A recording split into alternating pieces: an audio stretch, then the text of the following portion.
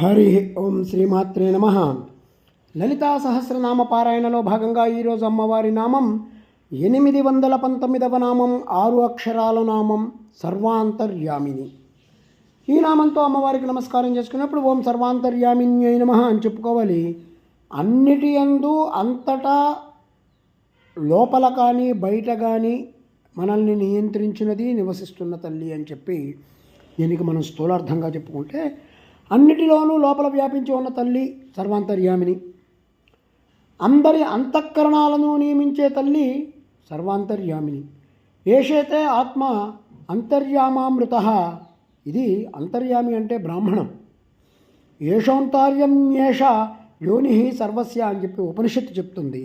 అన్నింటా అమ్మ నిండి ఉండడమే కాదు, లోపల ఉండి అన్నింటినీ విశ్వప్రణాళిక అనుసారంగా అమ్మ నియంత్రిస్తూ ఉంటుంది.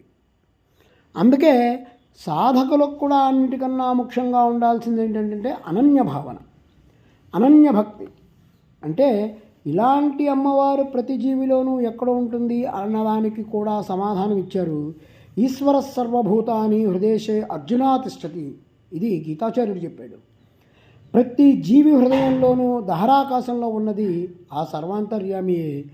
ఆ సర్వాంతర్యామి అనేటువంటి అవునా కాదా అనే సందేహం వస్తే, ఇంతవరకు బ్రహ్మ విద్యాపరంగా చెప్పుకున్న మనం వివరణలన్నింటినీ కనుక అసలు సంబంధం లేనట్టుగా మనం చూసినట్టే లెక్క.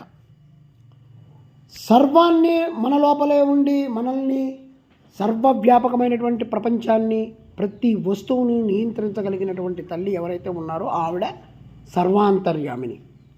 అట్లాంటి ఈశ్వరిని నమస్కారం చేసుకుంటూ ఓం ఐం హ్రీం శ్రీం సర్వాంతర్యామిన్యై నమః, ఓం శ్రీమాత్రే నమః, ఓం శ్రీ మహారాజ్ఞే నమః, శ్రీమత్సింహాసనేశ్వర్యై నమః.